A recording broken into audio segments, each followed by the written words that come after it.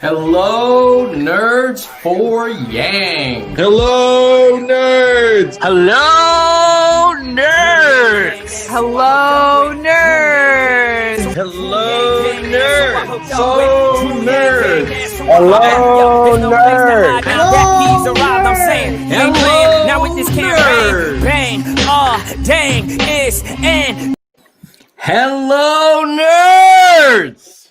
Hello, nerds. Great to be here. Nerds for Yang. We've got Vaughn from, you're from Montana, but you're in Iowa. Is that right? Nebraska now. Oh, now you're in Nebraska. Or you're from Nebraska now. Well, I'm in Nebraska now. I'm just kind of independently going around doing my own thing. I'm not affiliated with anybody specifically. I'm not with any organization or PACs or anything. I'm just completely on my own at this point. Cool. And your day job is you are a firefighter. Is that right? That's correct. Yes, and I deeply enjoy it. I love it. It's a part of the community that is definitely necessary, and it keeps infrastructure alive and well in our communities, at least.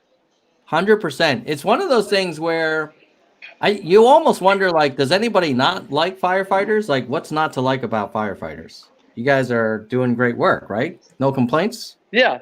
I run into a few landowners that think we might be damaging their land by driving our trucks over and parking in their fields. But other than that, unanimously, we're pretty much well liked. We have more of a connection with the community than the police department does, unfortunately. I think that the police could probably do some more like community-based events, like maybe go out and play darts with people or bowling or something, like kind of have like their own team set up. So I mean, it's more of like a social skill than it is necessarily anything else. But firefighters are like, we're pretty much neutral. Like, you're not going to get in trouble around us. You're just gonna kind of get out of our way and let us work. So, Yeah. It's interesting. Now when I think about it, growing up, I almost feel like there were more fire station kind of open houses and stuff when I was a kid in school than there were stuff with the police department. I guess maybe has that always been part of the firefighter culture, kind of engaging with the local community? Yeah, we have like softball teams and bowling leagues and stuff that's like kind of in the public's eye, and the police are not necessarily wanting to be involved in the public. Their job description is so much different. So if they catch a criminal who has dangerous friends, being in public could be dangerous for them and their families, and they could be targeted. Firefighters don't really have that. So they're almost in their own version of a witness protection program, in my opinion. I don't have like facts on that. I'm just saying that as an assumption. Yeah. No, that makes sense. Well, look, we are going to have a fun conversation about your journey into the Yang Gang and what you've been doing on the ground and spending time in Iowa and other places, and now in Nebraska.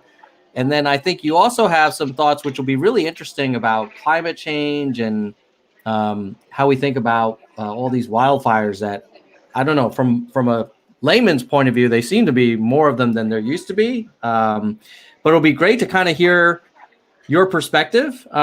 Before we get there, I know that I've been getting a lot of feedback from the Nerds for Yang loyal viewers saying, hey, we love the interviews. Please keep doing them. But we also miss the, here's the state of the race kind of thing with the polls and media coverage and search trends and Twitter and betting odds and all that stuff. So for this show, do you have an understanding of what changed at all? We will talk about it. Awesome. So for this show, for the next 20 minutes or so, I'll go over a snapshot of where we stand as a campaign, and we'll look at some trends. And then, Vaughn, I think it'll be great if you have any reactions or like, I don't believe that, or that kind of makes sense, or that's interesting. You're welcome to chew on the data with me. And then once we get that done, you and I will just have a regular conversation, and people will get to know you better and what you're up to, and continue the conversation as part of the Yang Gang community. Does that sound good? Wonderful. All right, so here we go. We're going to do the first screen share. We might as well start with the polls. Where is it? Here we go. Share. So here's the reaction that I'd have. If the last, we'll start with national polls. The most recent national survey is from Survey USA that ended on the 16th, and The Economist had one that ended on the 14th and had Yang at 4 and 3. Prior to that, Quinnipiac and Morning Consult had us at 5, which is nice to see, because usually we're stuck in this kind of 3-ish range. And then in terms of the overall state of the race, you've got these 3 kind of leaders right now. You've got Biden, Sanders, and Warren. And then you've got Buttigieg kind of coming off what used to be quite a run for him. I mean, at one point he was at 11, and now he's down to 7. And when he was 11 at his high, when he was 11.8, we were 3.2. Now he's 7.2 and we're 3.8. So we're kind of moving in the positive direction. He's not. But on the other hand, if I were a Buttigieg supporter, I would say, well, you kind of went from 3.2 to 3.8. Like, don't pat yourself on the back too much. And then you've got Klobuchar and Steyer still fighting it out down here in this clump. So I would say my summary for the national polls is, we're still a bit of a long shot. We have a interesting trend, but if you look all the way back to, let's say, let me make this a little smaller so we can see the date range.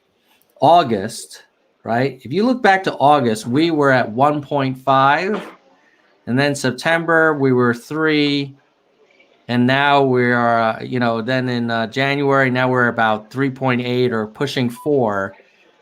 It's a trend that is good, it's positive, but it's not like what happened with Buttigieg back in November when he went from 8 to 11, or it's not like what you saw with, let's say, Sanders going from 15 to now 20.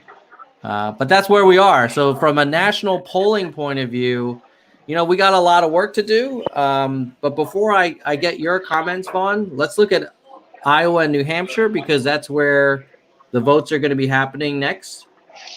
So you got Iowa. The last poll was January 12th, and we were polling at 3. Before that, the Des Moines Register, which is considered the gold standard of Iowa polls, we were polling at 5. So, again, like, it's a good trend. Like, look, you have here Yang 3.3, and then just, let me see the date range. What date is this? This is back in Jan 7, a week ago, we were closer to 2 in the 2s. So you could argue, wow, going from the 2s to 3.3 is a nice move. It just in a matter of a week. But, if we ended up in the caucuses in this place, 1, 2, 3, 4, 5, 6th place, I don't think I would be thrilled. But that's what we're seeing in Iowa. New Hampshire is a similar story, a little bit better. You have that Emerson poll that ended on Jan 16, showing, which is nice. It's not common for us to be above 3. You see here the 2s and 3s. So maybe this is the beginning of something in New Hampshire for us. And if we were at 6 in New Hampshire, then we would be in 1st, 2nd, 3rd, 4th, 5th. Still 6th place, because Gabbard is pretty strong in New Hampshire. And then let's look at Nevada, South Carolina. And then you and I, Vaughn, will talk about polls in general. So now we're in Nevada. We're at 4. Not fantastic. I guess it's better than 1. We were at 1 back in November. So that's progress. And then South Carolina, let's see. South Carolina, they haven't done a lot of polling. Last poll was January 8th, and we were at 2. Looks like we had a high of around 4 back in Quinnipiac days. So overall, my sense of these polls is these are the polls of a campaign that's growing. The question is it a campaign that's growing fast enough? And I'm curious to hear what your thoughts are, Vaughn. You've been on the ground more than I have. So here's my explanation. So the polls don't poll first-time voters. Andrew Yang really does speak to them. The polls don't poll the Republicans, the independents, and all the people that are just not included in some of the polling. The polling is lists of people that are older that have great voting habits. So these are people that are already documented, that are like already participating in this stuff. I think we're going to see a wave of people that is highly unexpected, mostly from my experiences. I don't want to give away too much because I like giving a Christmas present with wrapping paper and not, and with no receipt, basically.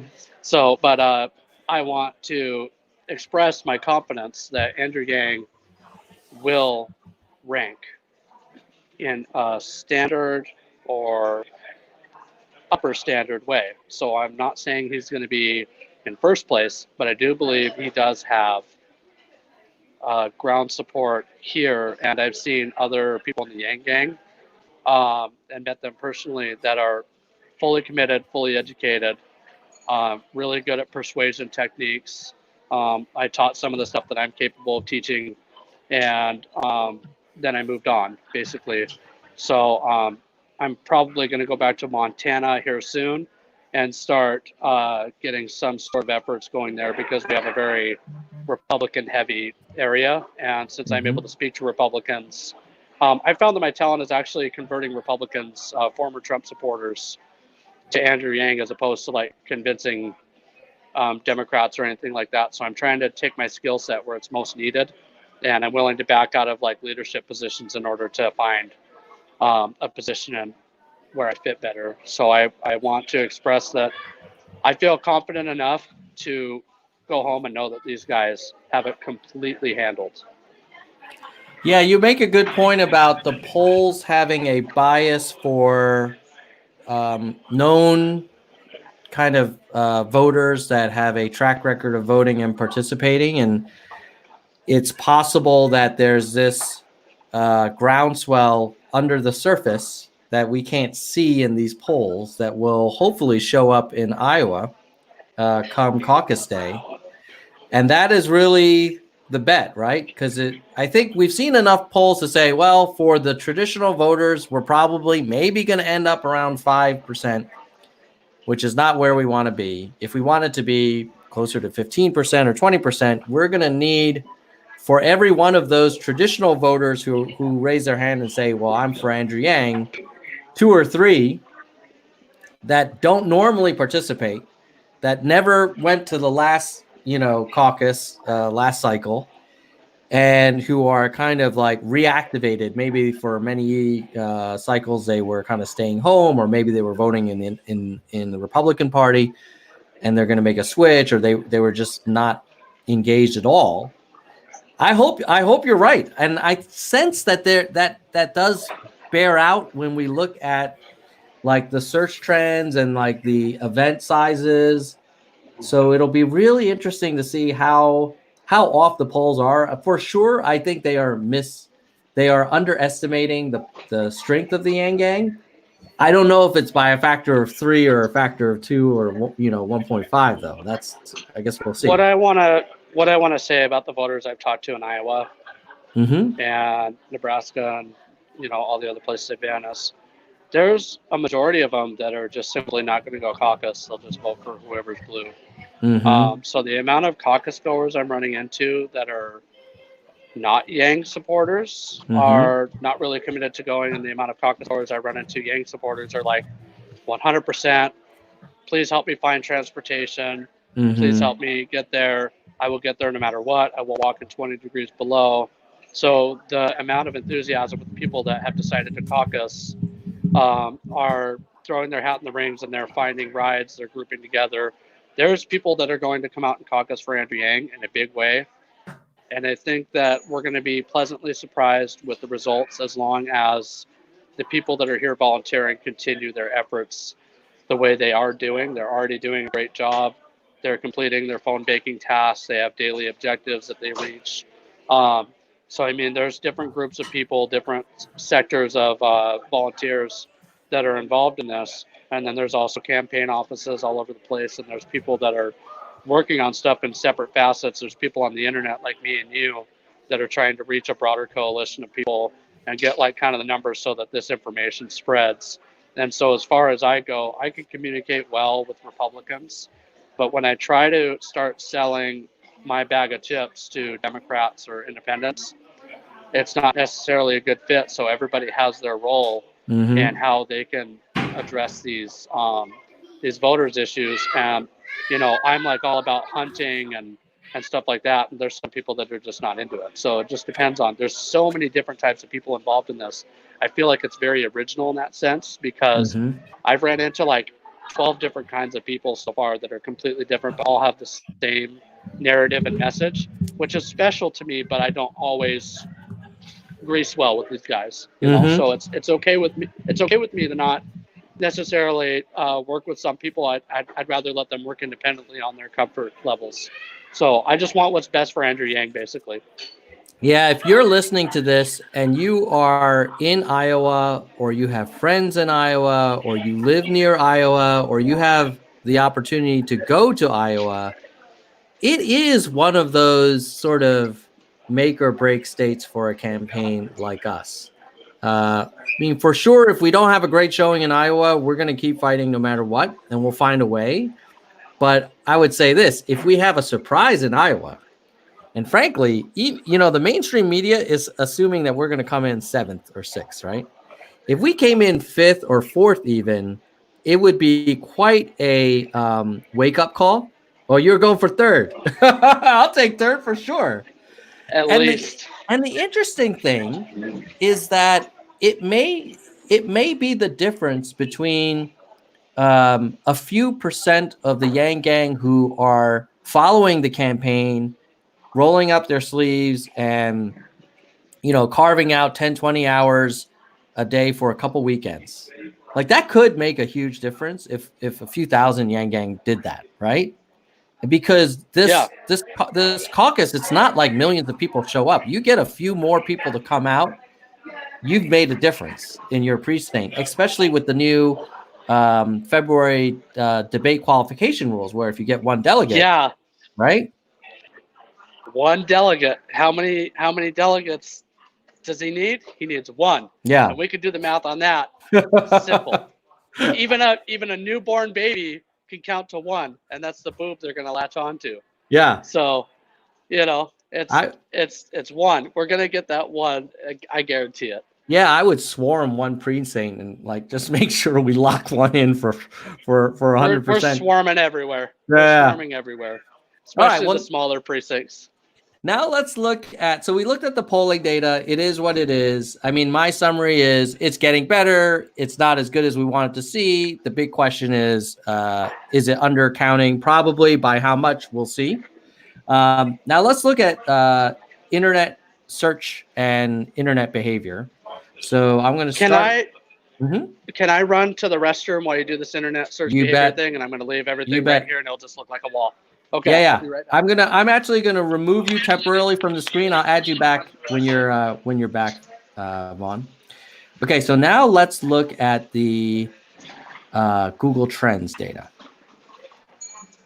So here we have Google searches, and we'll start at the national level. And we've got Yang, Warren, Bernie, Buttigieg, Joe. Some people were saying, "Hey, you're comparing the search activity for the known topics. Just go with the search term." That's fine. So we've done that across the board. And what you see is over the last 30 days, who has gotten the most searches in the United States? The yellow, which would be Bernie Sanders.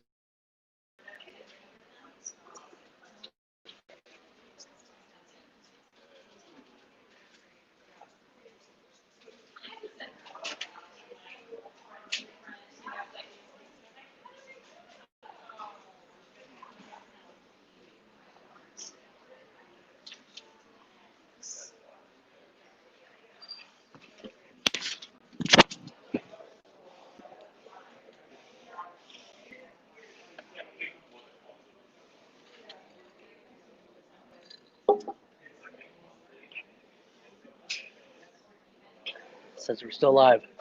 I'm back.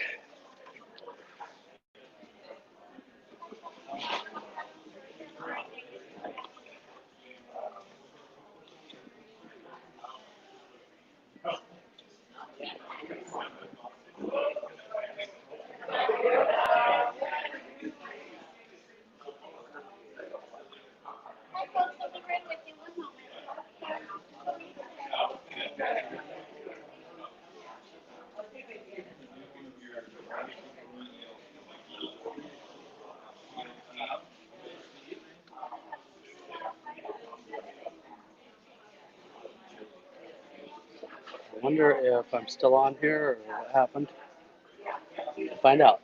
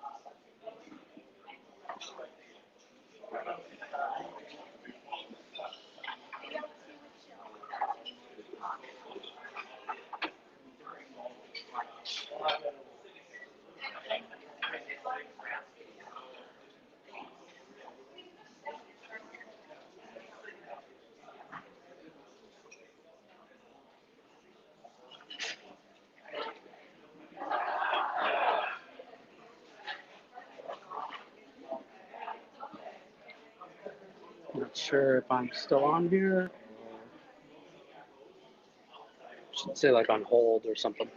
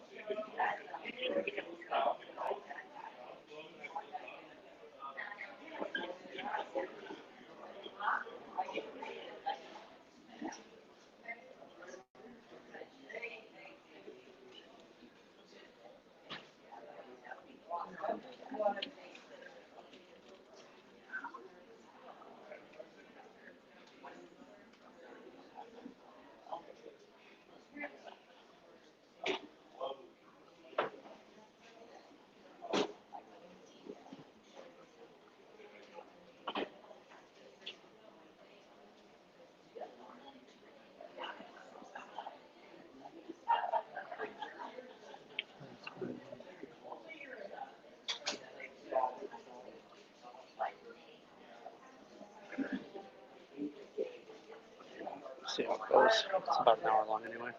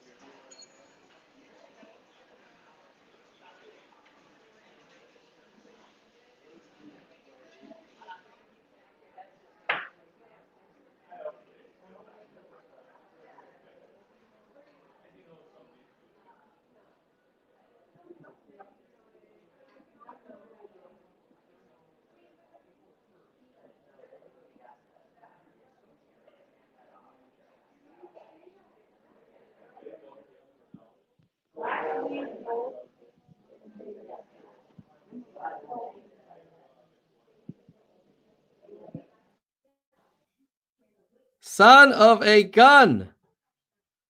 Dude, I just realized I lost internet connectivity. Okay, guys in the chat. Tell me. Where did I drop off? Did you guys? Vaughn, apparently my internet dropped off when I was doing the whole Google search stuff. Oh no. Can you hear me? So I'm going to see where people left off. So anyone in the chat, could you write where I dropped off so I know where I can pick up?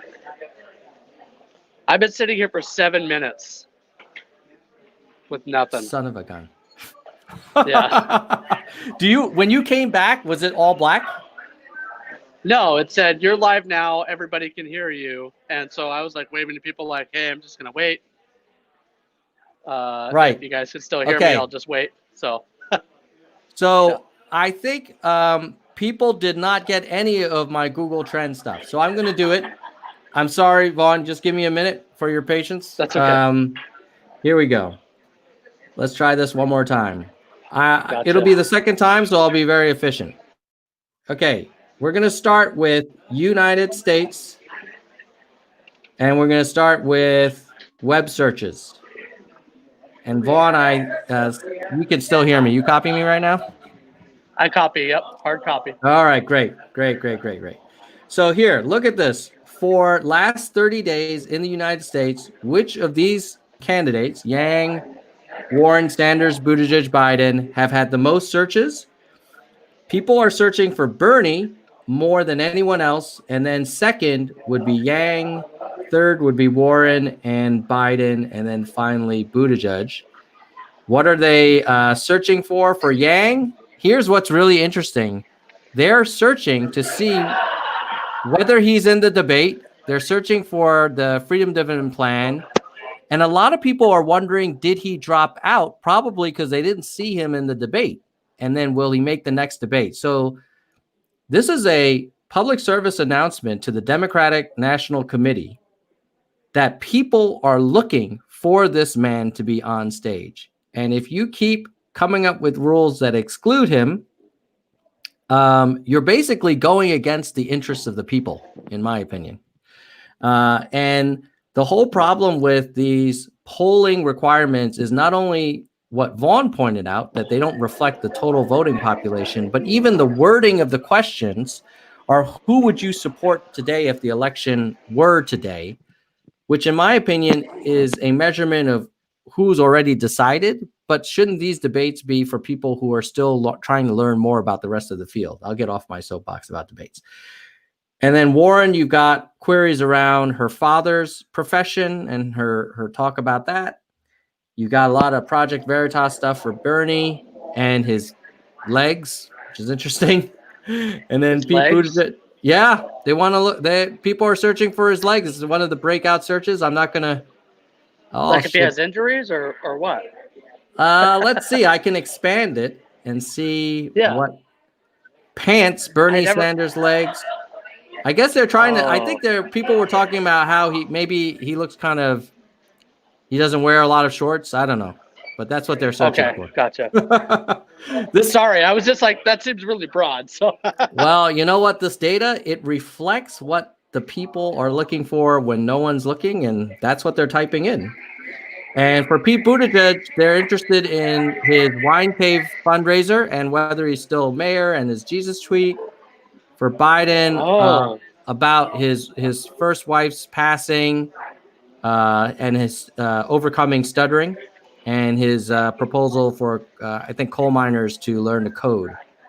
And so that is the Google Trends national data. Now we're going to quickly dive into a few states for obvious reasons. So Iowa, you've got who are the Iowans searching for? They're searching for Bernie, Buttigieg, then Yang, then Warren, then Biden. In New Hampshire, who are they searching for? Baby.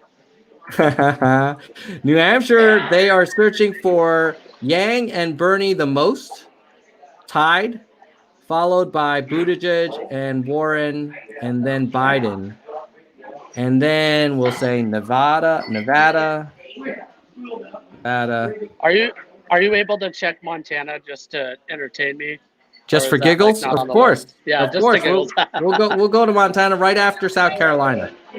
Awesome. Nevada, you've got strong Bernie interest, but number 2 would be Yang. Now, what's interesting is, like, if you look at all of these Google Trends, people are looking for information about Yang, and the DNC and the mainstream media, like, for whatever reason, do not want to give it. Okay, now we're going to go to South Carolina. And I just have to say, with Yang being second in searching, Bernie has been around for such a long time, and for Yang to already be in second place is amazing. It's very, I mean, yeah, this guy, nobody had heard of him like probably 9 months ago.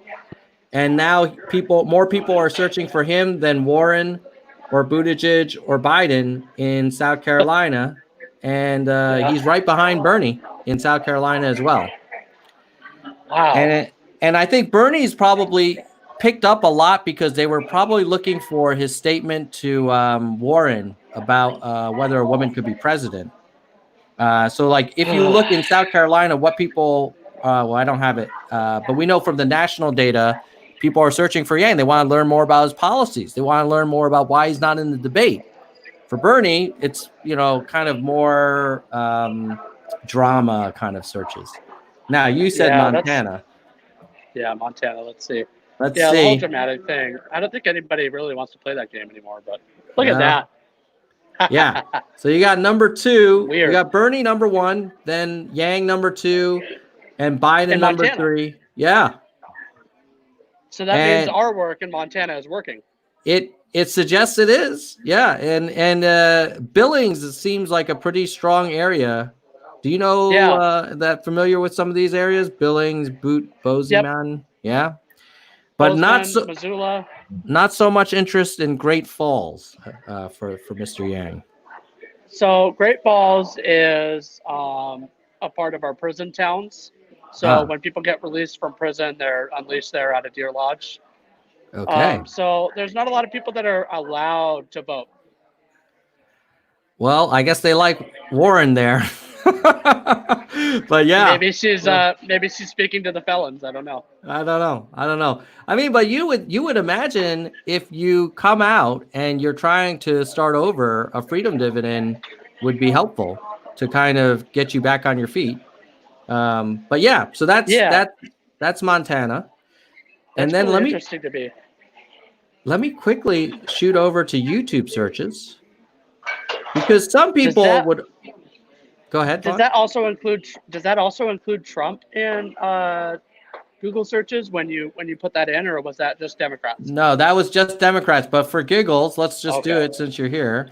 We'll go national web searches, and let's do this. Let's drop Biden. I can only have I think 5 at a time. So I'm going to drop Biden, and I'm going to add Donald Trump. Okay.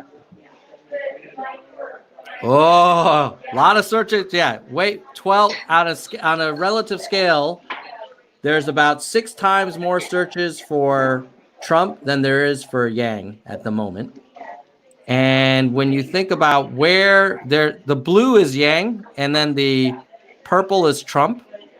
So you see Yang has the best shot actually versus Trump in New Hampshire at the moment in terms of like relative strength. There's about 18% for Yang and 39% of searches for Trump.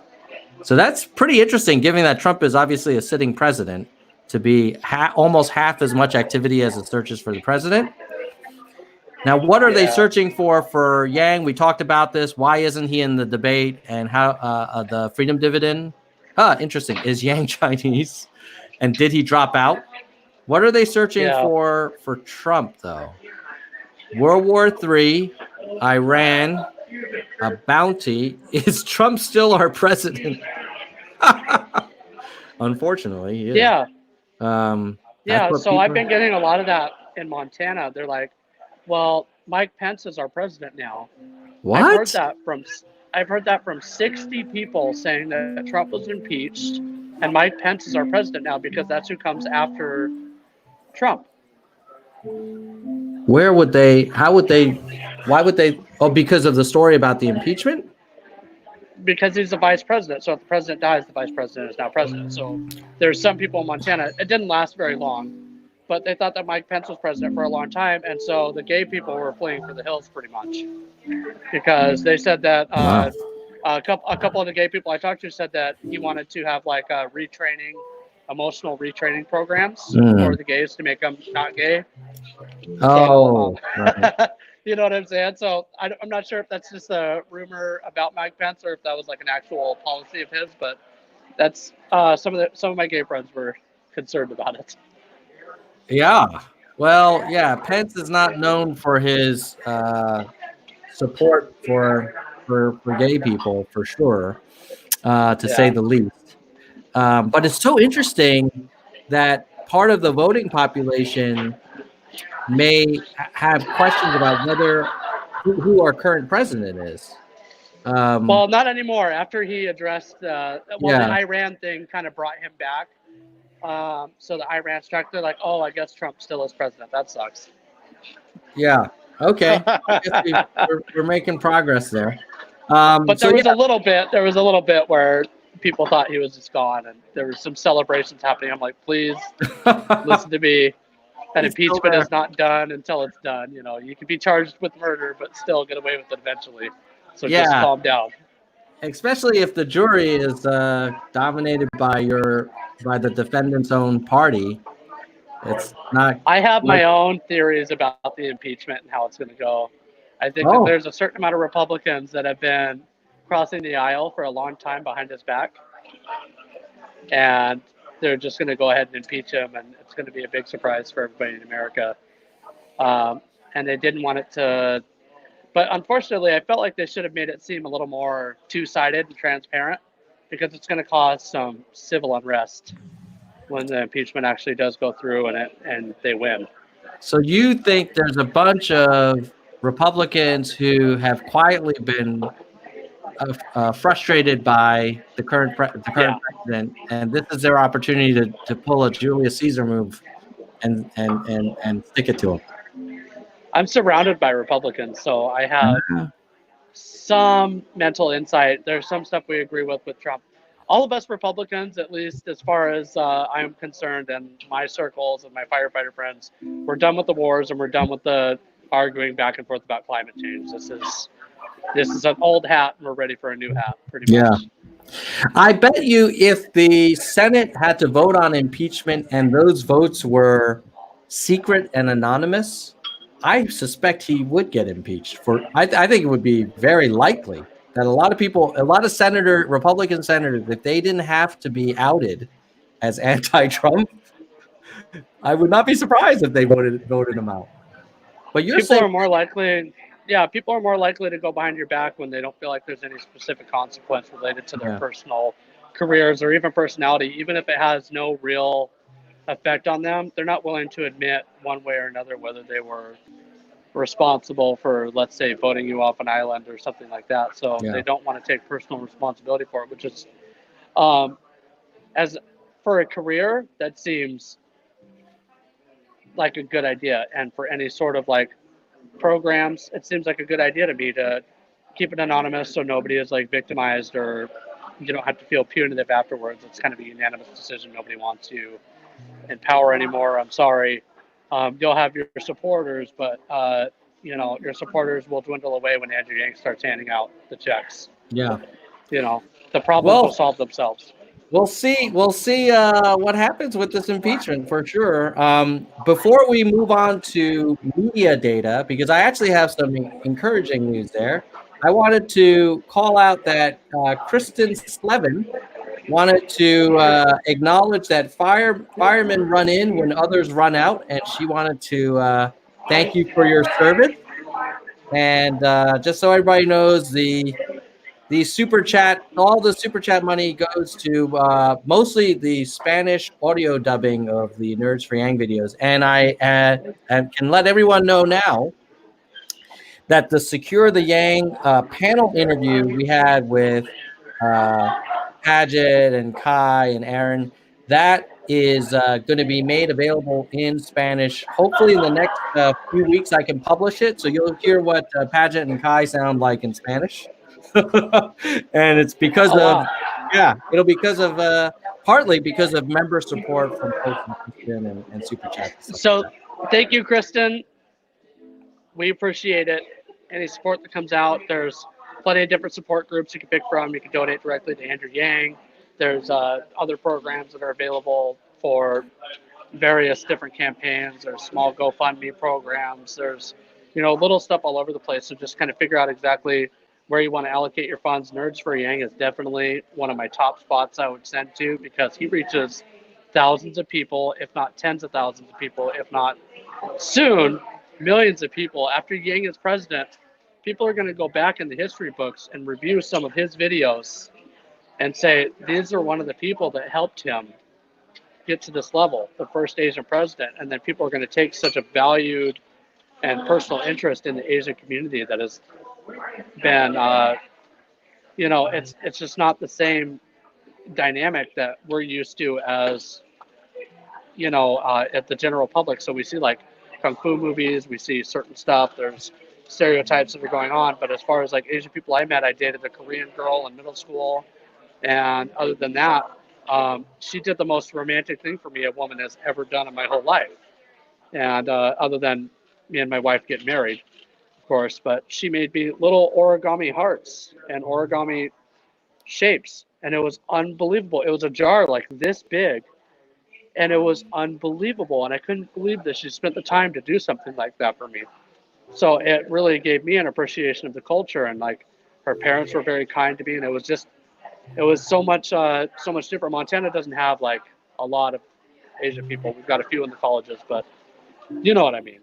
Yeah. No, I mean it is a I guess they call it a bamboo ceiling that Andrew might be breaking.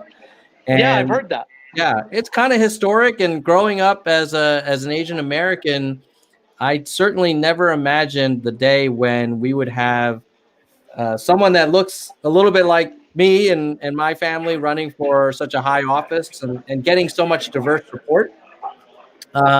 It makes you only in America, right? This is Yeah, the beauty of this country.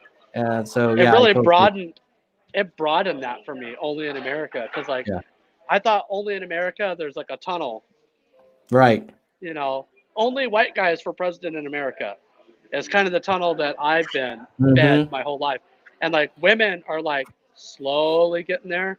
And when Obama came in, like it was a shock that a black guy was able to like pull that off.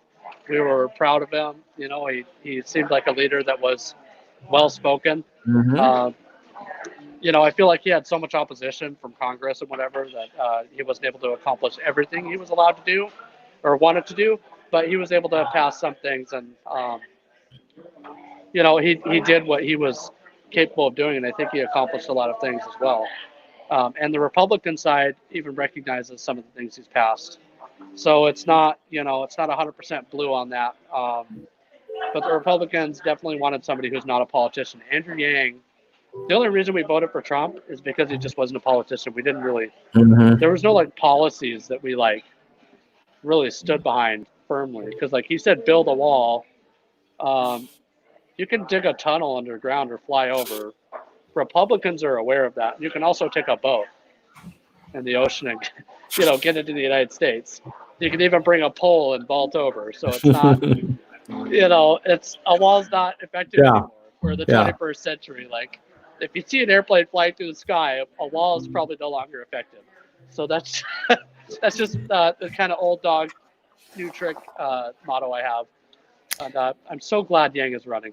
Yeah, you know, I think the wall for a lot of people is, I agree with you. They know that it's not impermeable and there's going to be ways around it. Um, I think there is an attraction to some Trump supporters, which is it's kind of like a middle finger to Mexico saying, we're not going to put up with this anymore. We're a strong country, kind of F you. And I do think there a lot of people feel like the United States has not sort of had a strong enough position on those kinds of issues, and the wall was symbolic of like a more muscular approach. I agree with you. May not be the most effective way to limit immigration, but it is what they chant at those rallies. I just don't. So even with me, we had. I'll explain this. So we have this way. Democrats know that there's Republicans listening. So we have a 20-man hand crew for firefighting.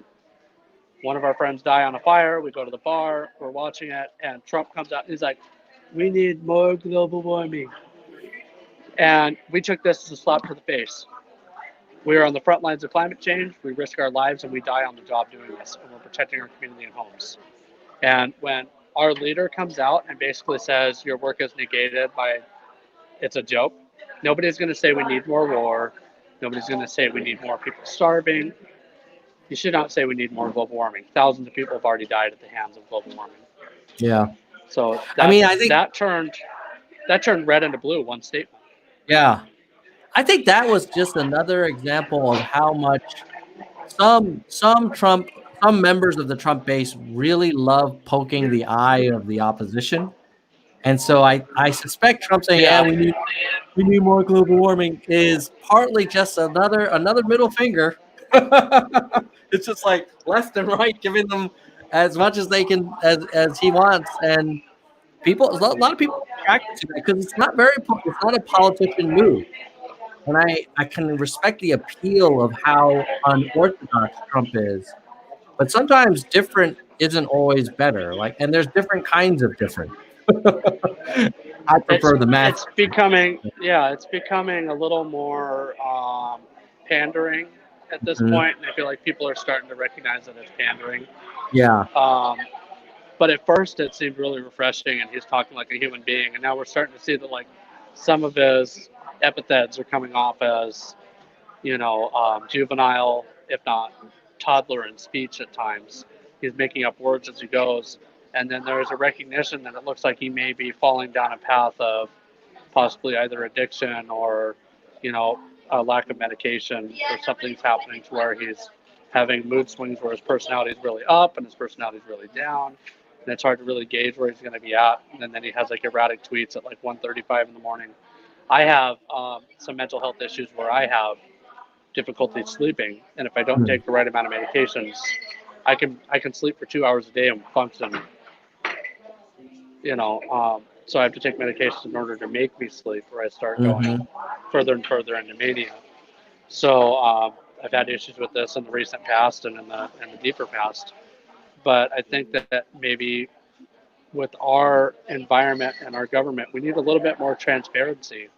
So like in an interrogation room, there's a live cam. It doesn't have any audio. There's a live cam to make sure that nobody's being beaten to death by the police. And I think maybe we should have something similar in the White House where it'll blank out papers, but it'll show if they're doing cocaine at 2 a.m. or something. I'm not saying that anybody's specifically doing that, but maybe some sort of monitoring system or somebody that's going to be like, hey, don't do that. You're in charge of stuff. So, I mean, if I have to take a P test to go and put out a branch, you should have to take a P test to put out the whole country's woes. So, I mean, and perhaps weekly. I don't know.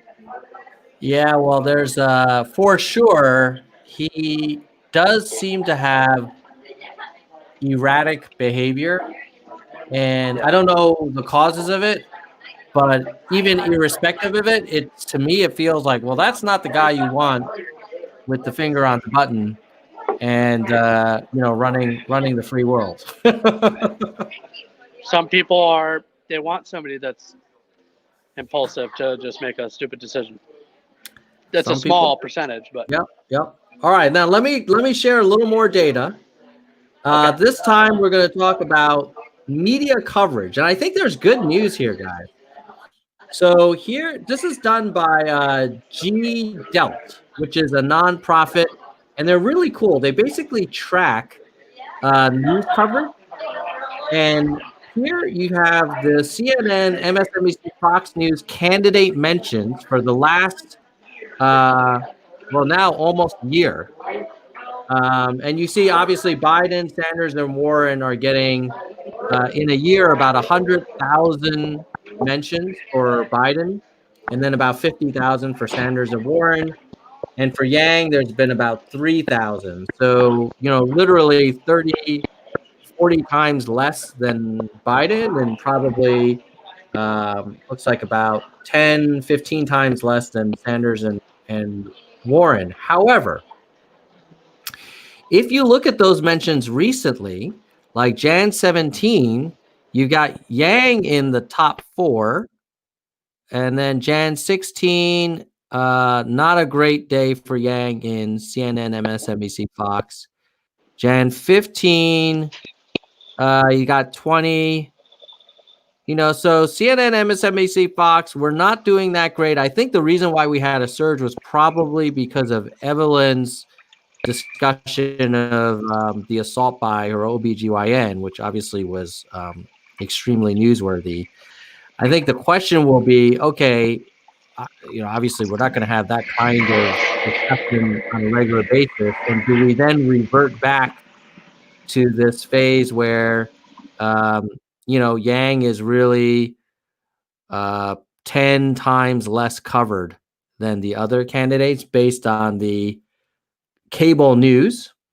And then if you look at network news, let's look at network news over time.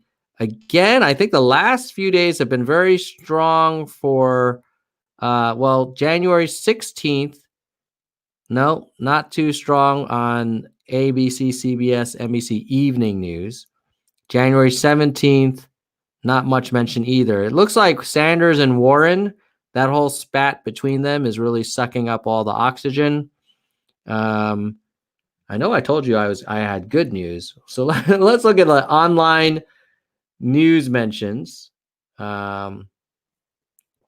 Online news mentions for Jan 18. Ooh, here you go. You got Yang a few hundred on the 18th, on the 17th, several hundred, 16th, probably even more. No, 16th was a little bit less, a few hundred. Now, here's what I would point out to folks here. If you look at this, right now, Yang is getting less coverage, less mentions, even in online news, not to mention cable and network, than Cory Booker and Amy Klobuchar. Like, that's nuts. He's getting 8 times, 1/8 the coverage of Buttigieg and almost 10 times less than Warren. So I think the TLDR is, let's see if I have any other data for you. I think, chyrons. You know, chyrons are the little messages across the bottom. So let's see how we've been doing in chyrons. On Jan 18, very nice. 4th in chyrons. Jan 17, 3rd. Jan 16. So I would imagine 17 and 18 may be, again, the Evelyn story. And then 15th probably is more representative, where Steyer is getting 3 times as many chyrons as Yang. Buttigieg is getting 4 times as many chyrons as Yang. Biden 5 times. Klobuchar, Warren, Sanders. That whole Warren-Sanders spat has been a boon for getting mentions. So let me restate that. I said I had good news on media mentions. And I think when we look at the data, what we can tell is that the media is not doing the Yang Gang any favors. They are not going out of their way to mention us. They seem to prefer to cover the whole Warren Sanders who said what thing. For better, I think it's good for society that we talk about Evelyn's assault by the OBGYN to kind of raise awareness. But, that can't be our way to get coverage. And obviously, to be clear, I think Evelyn did that was a very selfless and courageous move to kind of share that story. And I'm sure it was super painful.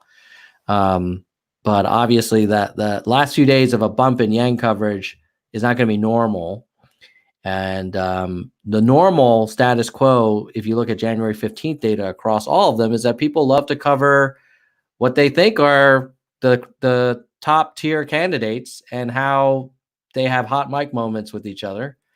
And they're not talking about the freedom dividend. They're not talking about human-centered capitalism. They're not talking about the lifespan of Americans going down or any of the stuff that Yang wants to talk about, which is really sad. And they're certainly not talking about the fact that 400,000 donors have made over 1 million donations to this guy that came out of nowhere. And for whatever reason, the media is just like putting their head in the sand. Vaughn, what are your thoughts? I know I get very pissed when I talk about this topic. Oh, you might be muted. Can you unmute? And now, no. Oh no, we lost your sound. Why don't you, if you want, you can try and jump out and jump back in. Not hearing you. No. What I would suggest is you leave the room and then log back in, and hopefully that'll work.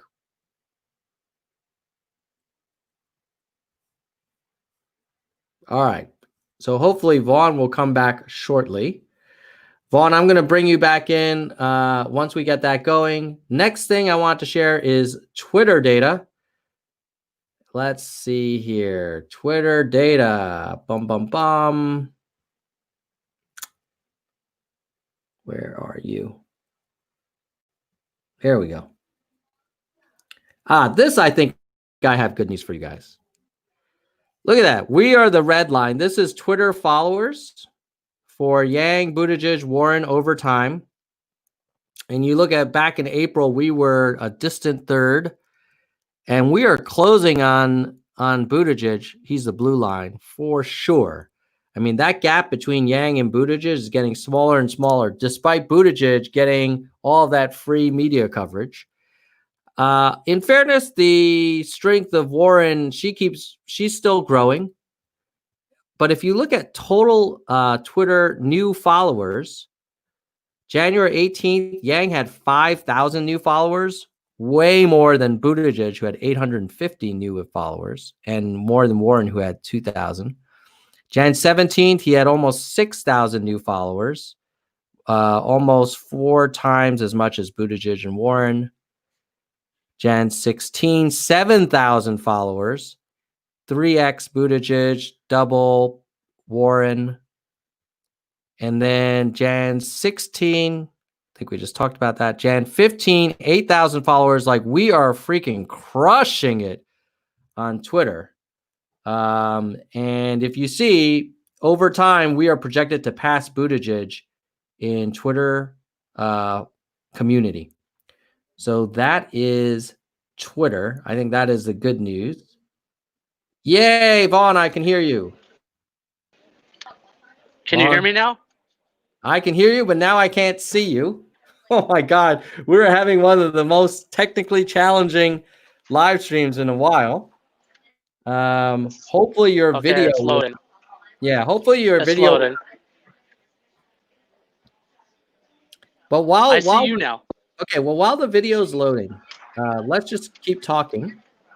I was saying that the media coverage, if you look at the data, Yang gets covered at a fraction of Buttigieg and Sanders and Biden.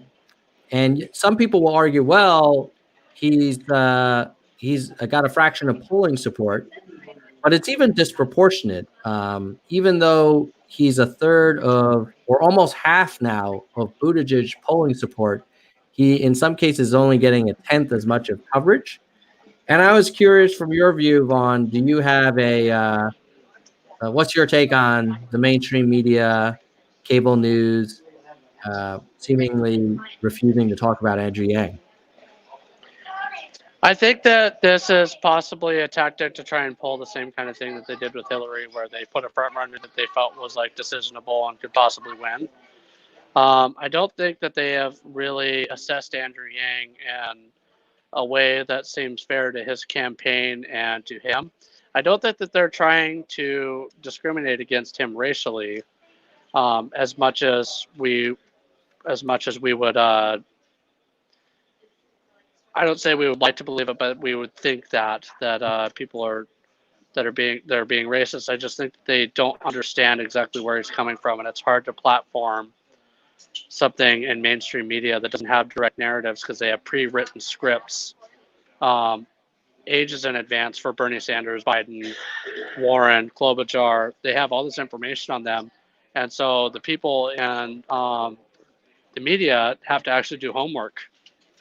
Mm-hmm. And I think that them having to do homework that's beyond what's already available is extremely difficult. So they're struggling to find dirt on him. And so if you can't find dirt on somebody, it's really hard to find like a way to spin it in a negative way. So the best way to be negative, in order to give somebody an advantage that is on your basically agenda, the way to be negative is to just not cover them at all. So they don't really have much dirt on him. So your theory is that they're not interested in putting in the work, or that they just want to cover him, but they're not able to cover him in a sensational way they can with like Bernie and Warren. They want to put in the work, and then when they do, it's not compelling enough for the editor to get the spot. So if you remember the movie Spider-Man, where he brought pictures of Spider-Man that were pretty vague. Yeah. That's what's happening right now with Andrew Yang. There's like this vague statement like, well, he went to college and he was smart, and his parents immigrated and they were smart, and now Andrew's smart. And so, it's kind of like Peter Parker when he was first getting his photos in the light. Journalists are not sure how to present this to where it's compelling. Because they're so used to there being like a huge negative aspect to focus on and drive ratings, and Andrew Yang really doesn't have too much negative stuff going for him, and I almost feel like he needs to like kick a kitten or something in order to get like a massive amount of coverage, you know. So I mean, it's not, I'm not being like serious like he should actually do that, but I think that there's a little bit of an aspect where he does not have enough negative things rolling for him for the media to like be able to have any conflict. So you have to have conflict in a story in order for the story to continue to be a narrative. And I think that Evelyn's story about being sexually assaulted may have been, however tragic it is, may have been a positive move in the media direction, because they love to just eat up that shit. And I actually texted my wife afterwards, after I heard that interview from Evelyn, and asked her if her OB maybe did something with her. So it made me question the whole gynecology profession in general. So I think that that's a big move. So people are going to like actually question their positions on whether you're being sexual with us or not. And it'll maybe create stronger guidelines, and perhaps a female nurse has to be in the room while the gynecologist is there, and so on. I think that that would be an excellent protection plan. Yeah. So Evelyn coming out with that is, it's, and what I liked about Evelyn is she didn't come out like under the Me Too banner. Mm-hmm. She came out under her own thing, saying my OBGYN did something, I was uncomfortable with it, and I knew I was being assaulted. But she did not come out as like Me Too. She came out as more or less a personal experience instead of like trying to blanket together. The media did that for her afterwards, but she did it on her own. She didn't have somebody come out and ask her to participate. She came out with it, and that was a very strong move for her emotionally. And you could see, I don't know if you saw the picture of Andrew Yang and Evelyn standing in front of the red lockers. Mm-hmm. It's the first picture of Andrew Yang that I've seen like photographically where they made him look like he could kick someone's ass. Mm. He looks big. He's got his fists clenched. He's like leaning in. You know, he looks like he's ready for the fight, and I can't wait to see him in comparison to Donald Trump in like an argument. He looks like he is ready to fight now. So I think Evelyn did that to kind of light a fire under his ass and say, you need to start being a little bit more aggressive and start coming after people. And I think we're going to see a different kind of Andrew Yang here soon, where he's going to come out and say, this is wrong, and this is how I'm going to win. This is wrong, and this is how I'm going to win. To see him in a photo where he looks like he is filled with testosterone and meat is what the Republicans want to see. And so he described himself 1,000 times over as a scrawny Asian kid. Mm-hmm. And then we see this picture, and he actually looks like a contender, like in a physical match. So that was moving for me as a Republican, as he looks like he is of strength, and he looks like a commander in chief when he stands tall and looks like he is defending his wife. And that's a super important move for Republicans, is because we'll defend our wives against other men, and in any way, shape, or form, we'll have a conversation. We'll even go straight to fisticuffs if we have to. So I think that that was a big move, and the way Andrew looks like he's standing over and protecting makes us feel like we're protected as Americans, because to me, we're the president's not necessarily wife, but we're his children. Mm-hmm. And if he can protect his wife and have like a defensive stance like that, it makes us feel a lot safer as being under a commander-in-chief like that. So I was moved significantly by that. I was already an Andrew Yang fan, but I think that that's going to speak to some of the Republicans. Let me see if I can find what you're referring to. Is this the picture? He's standing in front of red lockers. Yeah, look at him. So he's got, sort of it looks like he's leaning in. He's got his right leg forward. Evelyn looks like she's just sort of standing back. It looks like a guy defending a girl in high school. From my defense. And then there's the red lockers in the background, the American flag. It looks very poetic, especially after the statement that came out. If you hadn't known that the statement had come out, you would still look at this picture and have a lot of ideas of what's going on. He does not look like he's happy. He looks like he is determined. Not necessarily determined. Yeah. Mm-hmm. Determined's a good word. Like it looks like he's getting ready to go somewhere important, or he has a He doesn't look like he's in a hurry. He looks like he's standing there, standing his ground. So that's moving for me. Yeah. Well, it takes some stones to run for president. It does. And what I heard when I was actually in one of my original Nerds for Yang interviews of him, one of the things that he shared before we were recording was that he used to hit the gym a lot. Yeah. And he used to lift a lot of weight. So I would not be so. Oh, he's into MMA as well. So I think I wouldn't want to. I would love. I was just about to say I would love to see him and Trump fight. I would not want to see them fight. But I do think that Trump talks a big game. And if they ever did get into a tussle, like my money would be on Andrew. I would probably the bone Trump spurs personally. alone would do it. Yeah, the bone spurs alone would be tough for Trump to overcome. Yeah, I think Andrew Yang would outsmart him. I don't think it would be necessarily a game of strength. It would just be let him tire himself out and then take him out. So I think I've always thought it'd be fun to do boxing with the president. So if Andrew Yang did some sort of boxing with somebody and did something, it would be new and interesting. Because I know that the president of Mexico does shooting competitions and so there's different stuff that they participate in to show their level of skill.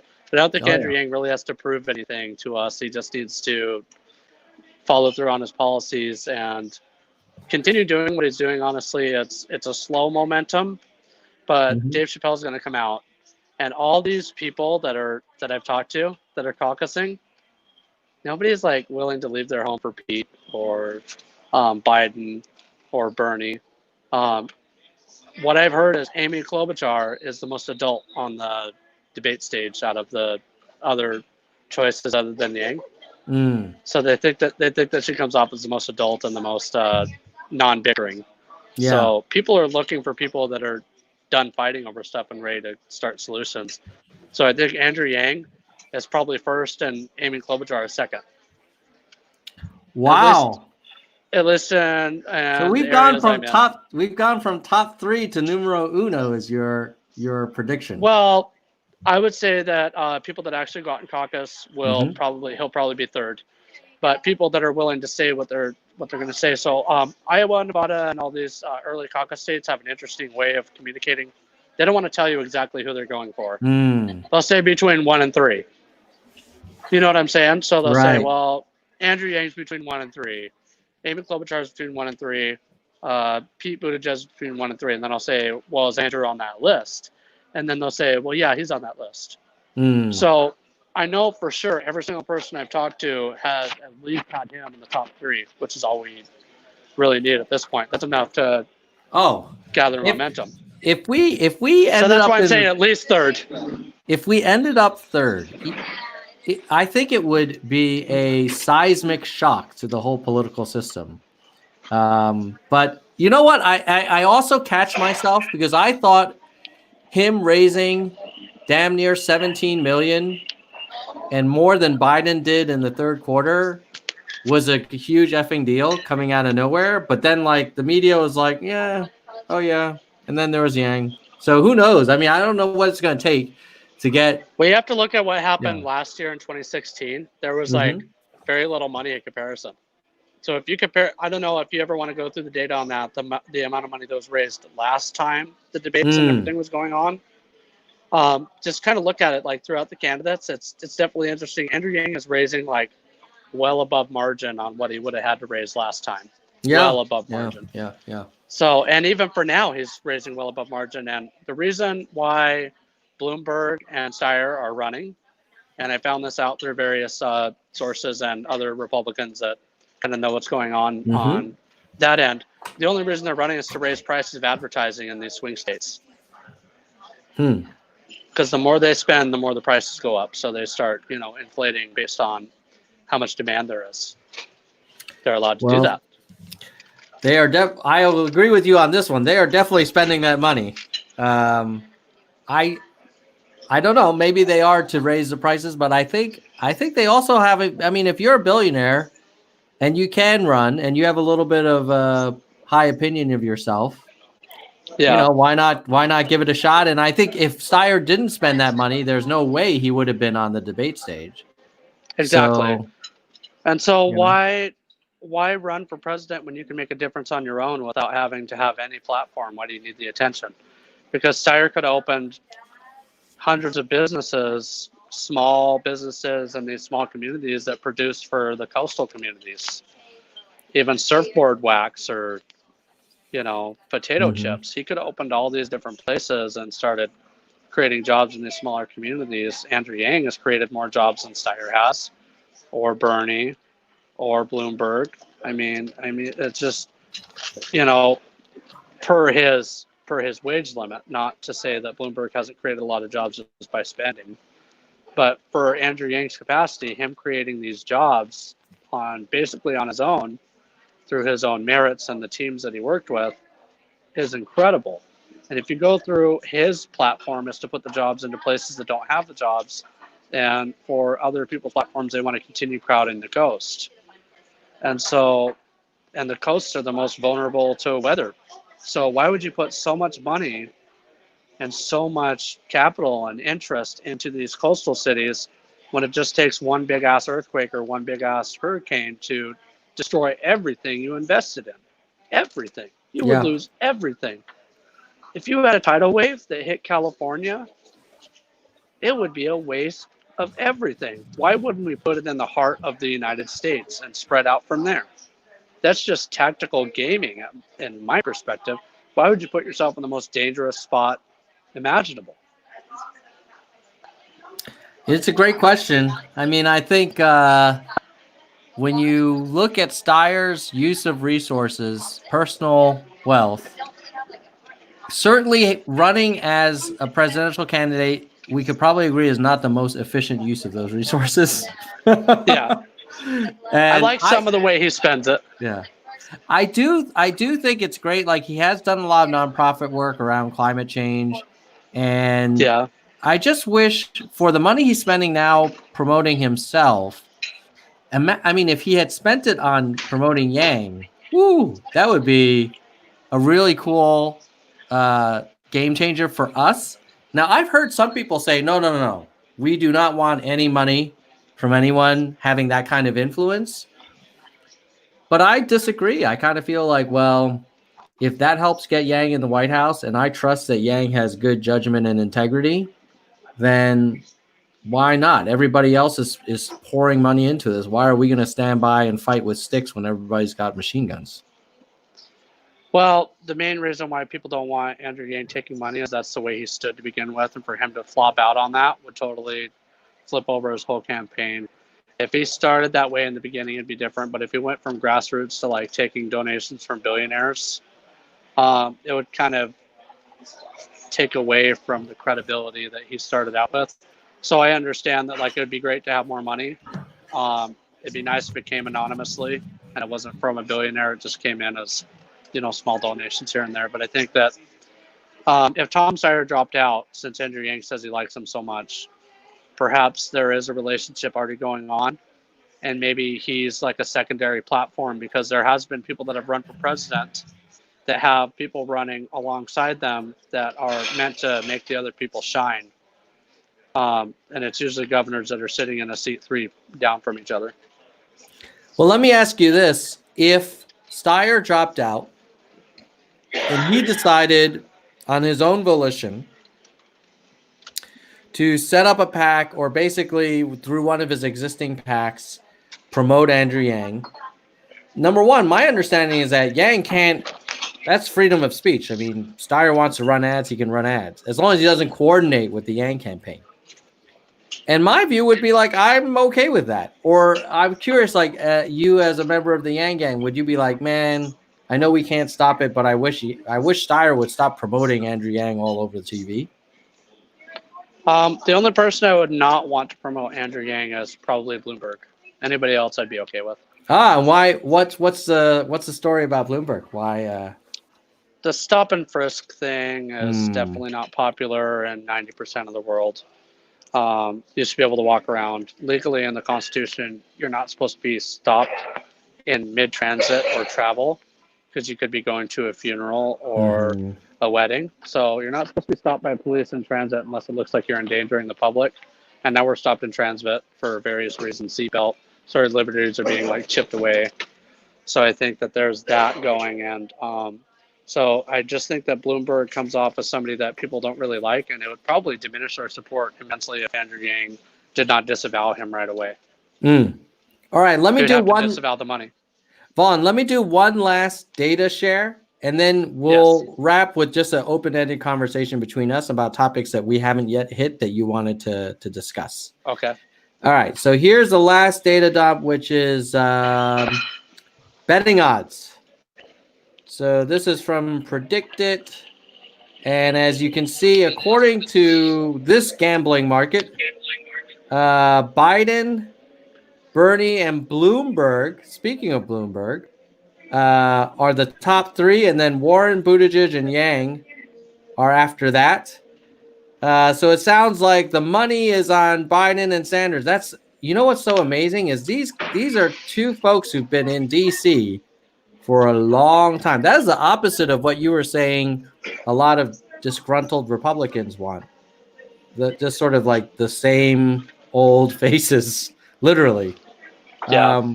I think the betting markets are maybe a little bit smarter than the polling markets, but certainly they're not seeing what you're seeing on the ground. Is that betting against or for? That was betting for. The best odds are you can get the best you get the best return, which means the lowest chances for some of the lower ranked candidates like Yang and others. But if you bet on Biden, you're getting the least return, which suggests that the market thinks that Biden is the safest bet, literally. Yeah. But yeah, I mean, I have to admit, Biden, I'm quite surprised, has not struggled more. I think in the last debate, this whole Bernie Warren thing was a blessing to Biden because it kind of took a lot of the attention off of him. What do you think about it? So Biden is like the white crust around the bread that people are tired of. They don't want to go back in time. They don't want to go back to the Obama administration. At least on the Republican side, we're starting to get like cuts on our tax returns, like our income tax, if you did not have medical insurance. So you get like a certain amount of a fine. And like the whole Obamacare thing was not like especially popular, at least amongst us. Most of us have like private insurance or whatever. So, I mean, but those of us who can't afford it are waiting until we can. But then being forced into a situation kind of makes us feel like it's not okay. And some of us actually went and filed for religious exemption, saying that medical insurance is a form of gambling because you're gambling on whether your health is going to deteriorate or not. And I don't have to put money on that because that's a religious exemption. So some people were able to get away with that. And so, I mean, there was just like a somewhat of a fight and also like a distrust in the government that we're actually starting to take money from the one thing that we're looking forward to at the end of the year. And not everybody gets it, but the poor people get this money. The poor people do get this money, and it's like $4,000 to $2,000 every year from our taxes that are unused or whatever, however you want to put it.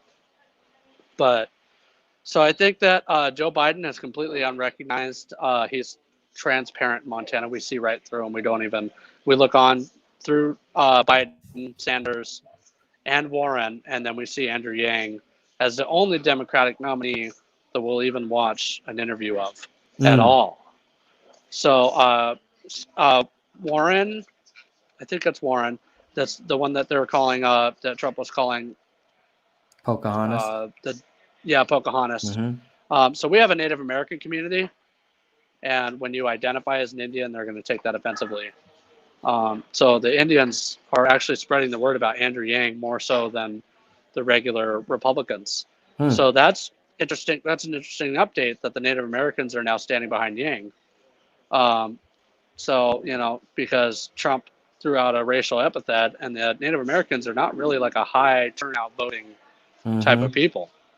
But now they're like, well, if an Asian guy can run, perhaps a Native American guy can run, let's support him, and maybe eventually we'll have one of our native guys up in office, and that gives them hope that their races has a chance to be in higher seats in offices and start, delegating different situations that are in government. And so technically Native Americans are of Asian descent. Mm-hmm. So they feel a connection with the Asian people, and they know that they are technically of Asian descent. So it's a win for them. However small they recognize it as, they consider it one of them getting in. So that's something that most Asian people are not aware of, that Native Americans consider themselves, at least to a degree, somewhat Asian.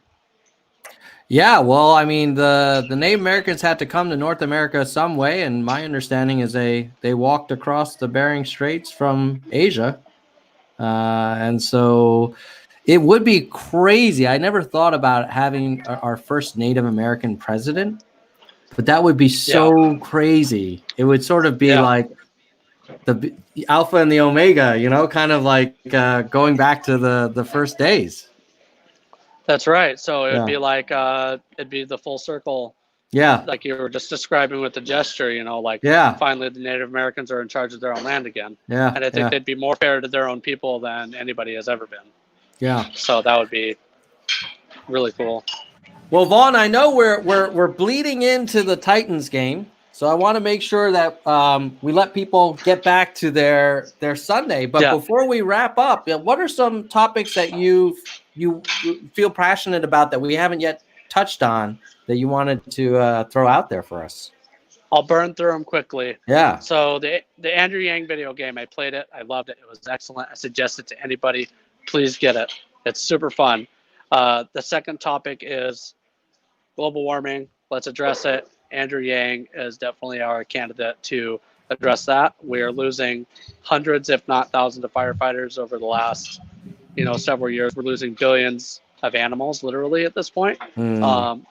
Things are going to start dwelling into extinction, and desertification is going to start happening. So if anybody has time to watch the program Regreening the Desert, I suggest it highly to anybody that wants to hear it or listen to how we stop global warming on a systemic and only using hand tools. It doesn't cost a lot of money. It costs a lot of hours. And then for funerals costing more than weddings, I think that the death tax needs to be lowered significantly. And it's not technically a tax because it doesn't benefit anybody. It's just people making money privately off of it. So the funerals and charging somebody $4,000 to be burned into ashes, and it only costs 13 to 85 cents in propane to do it, seems really, really overpriced. Like the inflation on that has gone out of control. I think that we should pass laws where we can bury our loved ones on our own land, if we own land, and we should give them at-sea burials where we dip them in concrete and let them sink down to the ocean in like a specific designated sector of the ocean so they don't wash up on shore or anything. So I think that death needs to be more of a freedom than it is right now. And I think that that affects the environment in a way that we're unable to really understand, because if the earth is producing a certain amount of animals, the animals die, and then their meat, kind of like the circle of life on Lion King, their meat disintegrates into the ground and causes the grass to grow better. This is something we recognized in the 90s, and now we're just like burning everybody into ash. And that's not really a beneficial ingredient for growth all the time. It's okay to it's like a good helper, but ash is not like the only thing that the earth needs to grow crops.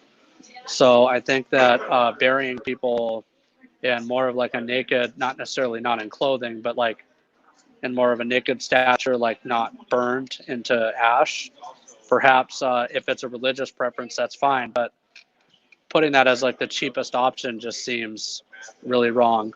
So I'm hoping that Andrew Yang eventually will address the funeral cost and all of that. And then I'm trying to think if there's anything else. I brought up the game. I brought up global warming, the firefighting. Obviously, we need more money put into that. But yeah, I think that's pretty much where I wanted to shoot for. And I also wanted to say I'm a huge fan of your channel, and I enjoy, the perspective that you bring. You have such a measured response, such a positive response. You don't swear very often, which speaks to the conservative and the Republican side, that you have enough of a measured response that you don't have to, use these types of language that kind of put us off. Andrew Yang stopped swearing too, which we unanimously appreciated. Yeah. And what was Vaughn, what was the name of that movie or documentary? Was it called Regreening? Regreening the Desert. Okay. And it's on YouTube, so it's called Regreening the Desert. That's a huge thing. And then I also did another YouTube video, Republican Firefighters for Yang. So if anybody wants to watch that other interview, there's another one that I did that's about half the amount of time of this one. But yeah, there's also another interview with me. I kind of went in depth on different issues. But I wanted to make sure that this experience was original and not just like a repeat of last time. So I wanted to bring up some more updated information. All right. So I've got Vaughn's recommendations, the Yang video game. Check out on YouTube, Regreening the Desert. This is an issue I've not heard a lot about, but my intuition is that, there's probably the inflation and cost of end of life is not something people want to talk about, but it's a real cost to the individuals, their family, and society. And then your video about firefighters for Yang, Republican firefighters for Yang. So and we see more death. We see more death than the average person. So that's why I bring up the funeral thing. We see a lot of death, and we see the aftermath of the financial cost. So there's that. Awesome. Well, thank you for the kind words about Nerds for Yang. As you know, it's the labor of love, and I apologize for all the technical issues we had, Vaughn. But I will be, for those of you who've been watching the live stream, I will be publishing some clips from this interview, and then this will also be on replay. And then the only other thing I would do is let folks know that on Tuesday at 8 a.m. Eastern, 8 a.m. Pacific, 11 a.m. Eastern, we will be running a interview with Evelyn Yang on the Nerds for Yang channel. And it's pre-recorded, so it's just going to premiere at that time. But Evelyn and I spent almost an hour talking, kind of like this conversation, although I didn't make her go through all the charts with me like I did with you, Vaughn.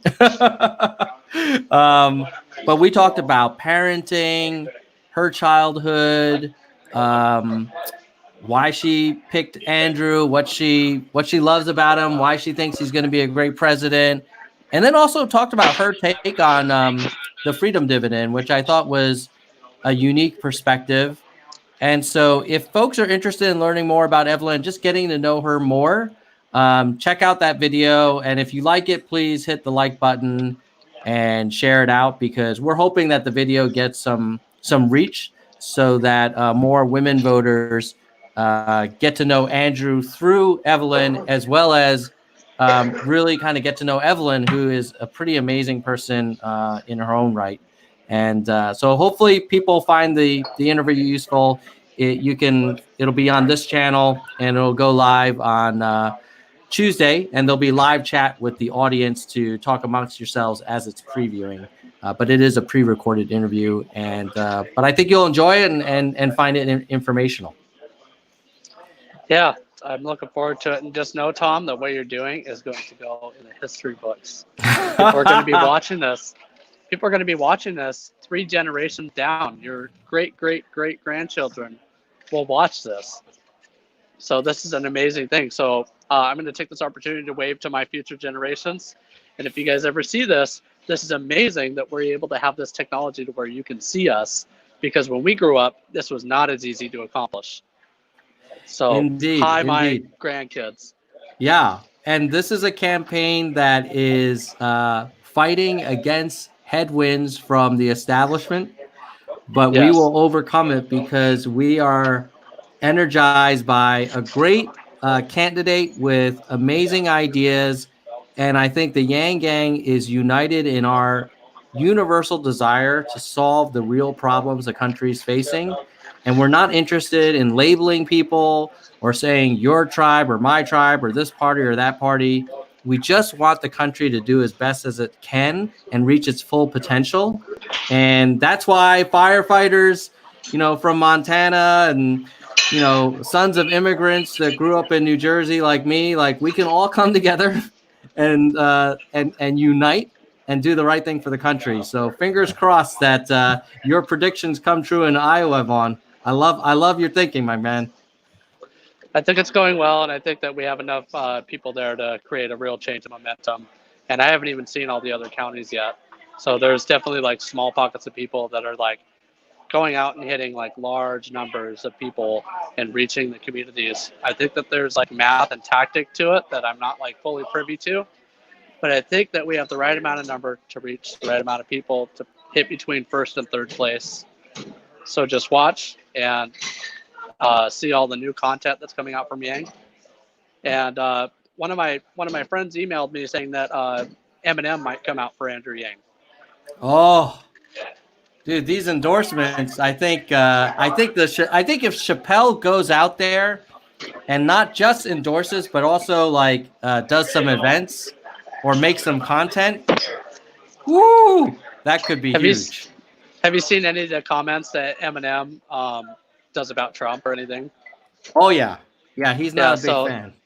So I think that Eminem's going to come out of the woodwork and do an amazing self-funded event for Andrew Yang. I've only heard tidbits, but I do have some insight on it because I do have friends in the very wealthy neighborhoods from doing federal fires. So I've made friends like Woody Harrelson and stuff like that doing Fed fires for WDS Wildfire Defense Systems. So I go and actually protect celebrity homes from time to time. Guillermo del Toro, who's that other guy? Channing Tatum. Girls really like that guy. I don't really know who he is that much. Woody Harrelson, he's a cool guy. We got to run into him for a little bit out in California. And so these guys eventually run into each other in these events. And so if I shoot him an email, even if he reads it like a month later, he'll probably read it and be like, oh, that's that firefighter guy. Oh, maybe, I'll get back to him. So I'll get some emails. I'm not going to say specifically who sent me information, but I do have a little bit of insight that might be kind of an inside crumble. And I was allowed to say that Eminem might come out. So, woo, that would be awesome. If everybody comes out and then everybody watching this, if you donate a few bucks or do some phone banking or text banking, or if you have friends in Iowa and you can like just give them a call, or if you have a way to get to Iowa and canvass, we can all be part of history. And there's a lot of ways to help this movement. Just do one of them. If everybody did one of them, we would win Iowa. You have my permission to put my phone number in the description if you want, and then people can get a hold of me and I can give them advice on how to get into the phone banking, because there's a way to do it on just your phone and you don't have to have a computer. You can do it on just your phone. And what is your number? I could share it right now if you're okay with it. It's 406-207-2869. 2869. Hold on. Add banner. So is that right? Please text. Yeah, just please text me. I don't need any calls. Just text me, and then I'll send you guys links, and that'll be the way to do it. But I'll send you guys links, and if you really want to call me, send me a text message, and then I'll call you back, and we'll kind of go over how it goes. But it's super easy. You get this, you enter the list number, and then you call. Super easy.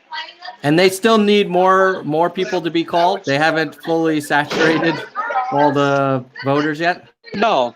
So we had a list of 800. We had a list of 800 between me and a small group of people, and we got through 200 one day, and then 400 the next day, and then they're going to give us another list. So the way the lists work is we dwindle them down to where there's like do not answer, and don't want anything to do with it, and then we start going through the list over and over and over until we dwindle it down to where everybody's answered. We know if they're alive. We know if they're going to vote for somebody else, and so we're just collecting data at this point. And so the more people we have, the quicker we can burn through the list and move on to something else. So that's the way to do it, and it's going to be a lot of fun. It's easy. My recommendation is to say, hey, my name is blah, blah, blah. I'm from Montana. I'm calling you guys because I'm passionate about this person. And I'm a volunteer for the Andrew Yang campaign. Don't start out with, hello, this is blah, blah. I'm a volunteer with the Andrew. That's as far as it's going to go, and it's going to hang up. So just say where you're from first, and then move on, because I've gotten a few commit to caucuses by introducing my region before I introduced my volunteer status. Yeah, I wonder how people would respond. As you may know, I currently work in Switzerland. I wonder if people would find it weird that if I said, "Hey, I'm Tom, I'm calling from Switzerland. I'm really, I'm a supporter of this campaign." Or do you think they may find that interesting? I don't know. Could go either way. I don't know. Do you know if I'm going to get? Do you know if I'm going to get international charges on this? Yeah, no, I'll guarantee you that we got you covered there, Vaughn. Okay. But cool. I really appreciate you taking the time, and thank you for everything you're doing, Vaughn, because I'm your having a good time is time. precious as well. And I'm so jealous of all you guys that are on the ground. Like, yeah, I can make these videos and upload them, but you guys are making the real difference in terms of talking to voters, talking to caucus goers, and getting people who might be 45, 55 to flip. That could be the difference between a number 3 and a number 4 outcome for us, or higher, I suppose. Was there any questions in the chat that people specifically wanted? You said you wanted to do that at the end. I was just If anybody has any questions that they wanted to hit before we wrap up, go ahead and put them in the chat, and just maybe put in caps question : so I can see them very quickly. Someone was asking, "What's your name?" I told them that your name is Vaughn. Let's see if there's any other questions before we wrap. Some people are just saying thank you. I don't leave a lot of room for questions. Well, someone's saying, are we hitting independents and Republicans in Iowa? So yeah, I mean, it's the list is actually primarily. I'm not sure how much I could talk about it, but I think that we're hitting a little bit of everybody. And the independents and Republicans are researching it on their own, as you can see on some of the data online. We do contact certain people, but I would just say in general, we're hitting people that have great voting habits, people that are Democrat, people that are Republican, that might have kind of a mixed bag on their stuff. But we're basically hitting people with great voting habits that will show up for caucus, and that's about as much information as I can give on how the campaign works. And then if you end up hitting the ground, you'll get more information from your liaison or whoever's in charge of you, or whatever they call themselves at the time. They call themselves captains or leaders or liaisons. It just depends on how official they feel like sounding. But yeah, we're hitting everybody. So if you're worried about hitting one party, we're there. Now, Blair is asking, is Eminem Yang or something? I think your answer is yes, or you think he is. I think it's vague. I got an email from let's say Anonymous, that not the group Anonymous, but an anonymous person that I know of that's really wealthy in California that probably actually does know Eminem. They said that he may come out and give like an endorsement and then a possible statement, a couple of minutes long, or maybe even music. I'm not 100% sure, but I don't know if Eminem is Yang Gang, but I know he's anti-Trump, and I know that he's going to come out and have sort of a brief statement at some point. And I think it's going to be at one of those times. Maybe Andrew Yang already knows about it, but it might be at one of those times where he says he's going to, peak at the right time. So I think that's possibly a part of the plan. He might even come out and open for Chappelle. I don't know. Oh my God, that would be freaking crazy. To have Eminem and Chappelle, oh my God, at the same event, that would just be epic. Hey, someone's asking, what's your channel? And then Jennifer was asking, what's your Twitter handle? Like, basically, how can people kind of keep track of what you're up to and hear more from you? It's a Montana Firefighter on Twitter. And then just so you know, I'm shutting down my GoFundMe because I'm heading home, so I don't need any more money. So, and I actually just got a donation, but I don't need any more money. I'm done. I'm done with that. So I'm going back home, and I don't need any more food and supplies and whatever. I've got a flight home. I'm totally taken care of. So I don't need anything else. I'm just going to be doing this on my own now in Montana, where I have a job. But while I was out abroad, I did ask for a little bit of help, but I'm done with it now. But thank you for thinking about me, whoever did. It must have been somebody on your channel. But and it's a Montana firefighter. I think it's Vaughn -8331. You can probably look me up by Vaughn Moser on Facebook, and then if you send me a friend's request and a message, I'll direct you towards wherever. I'm not very good at the internet.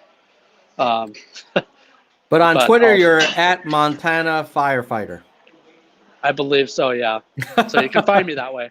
Okay. I don't know really, because like when I look up my name, it says like Vaughn blah blah blah. But when I like talk to Paget or something on YouTube, it says Montana Firefighter.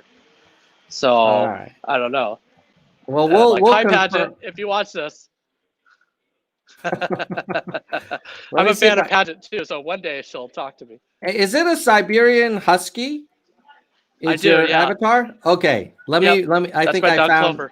Okay, so your display name is Montana Firefighter. Your handle is actually this Vaughn, and then a series of numbers.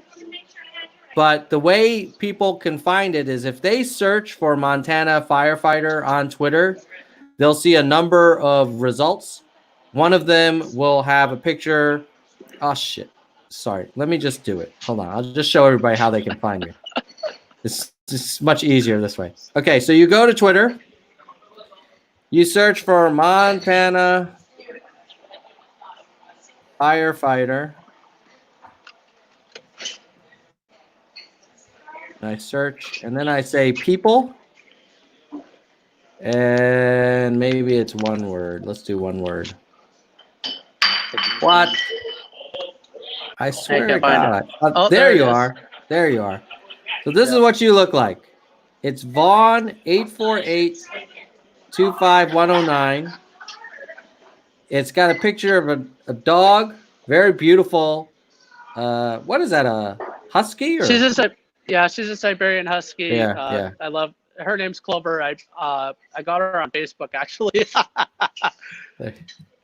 There you go.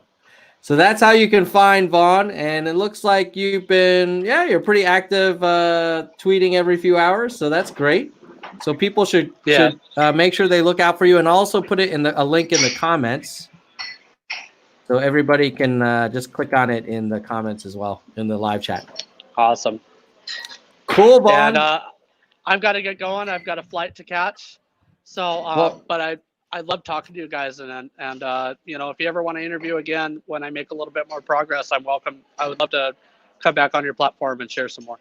I look forward to it, Vaughn. Safe travels, and let's say goodbye to the nerds. So goodbye, nerds. Goodbye, nerds. Later.